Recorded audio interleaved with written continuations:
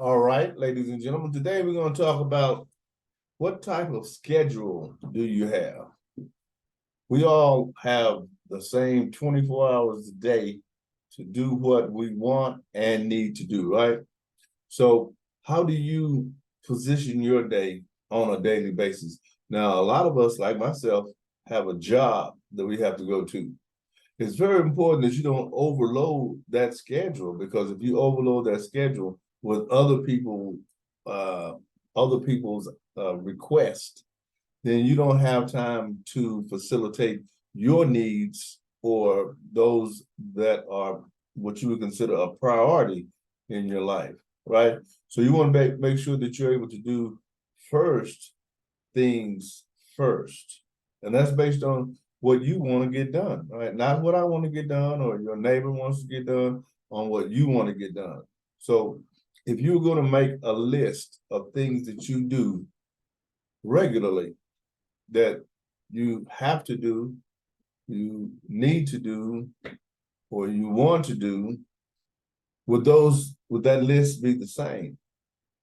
I would venture to say no, they wouldn't be the same, because there are a lot of things that you want to do that you never get to do because of the things that you have to do and the things that you need to do, right?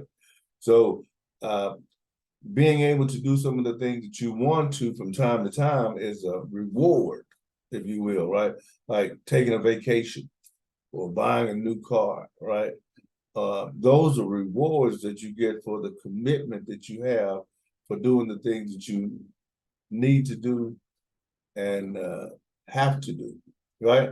So, what does that schedule look like for you? A lot of times, when I share information, I want people to be able to look within to get the answer. What is your life like?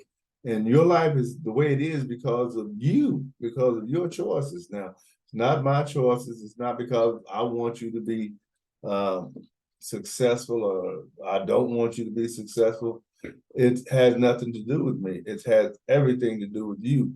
But yet and still, many of us never take the time to see what it is that makes us tick, what type of person we are, what's your character, what you put above other things as far as a priority in your life, and how do you ground yourself? When I say ground yourself, I always like to ask people, how do you get back to neutral? Right? Because going through life, we have ups and downs, we have things that come on us that we didn't expect, that we have to respond to. And a lot of times it takes money, it takes time, it takes um, energy, it takes away from.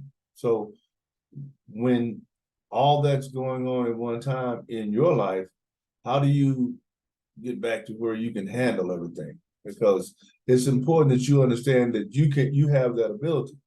But if you take on too much and then other things continue to come in as they will, then it's pretty easy for you to get what they call overwhelmed. And when you get overwhelmed, you don't really respond from the place of reason and logic. You more or less kind of, first thing, you probably shut down a little bit, like I just don't know which way to go, so I won't go anyway, right?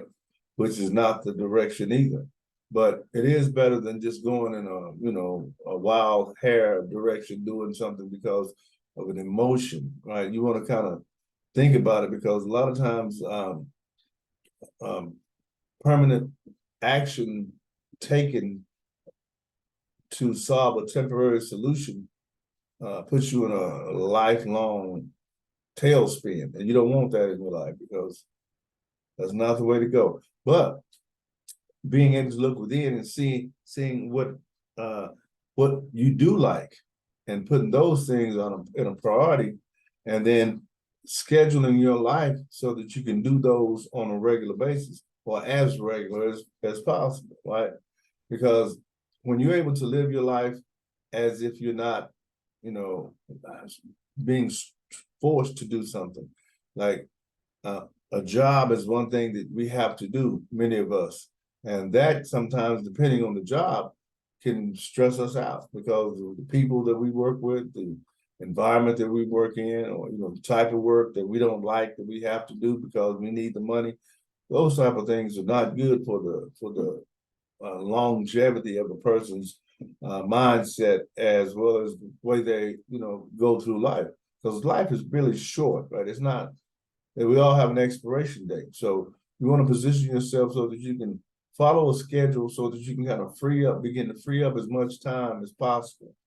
And the sooner you can do that, the more decisions you can make to do what you want to do, opposed to what you have to do and need to do, right? All right, I'm going to share that little bit of information with you guys today. Hopefully you enjoyed it. If you did, don't forget to like, share, and comment. And I'll see you guys on the next video.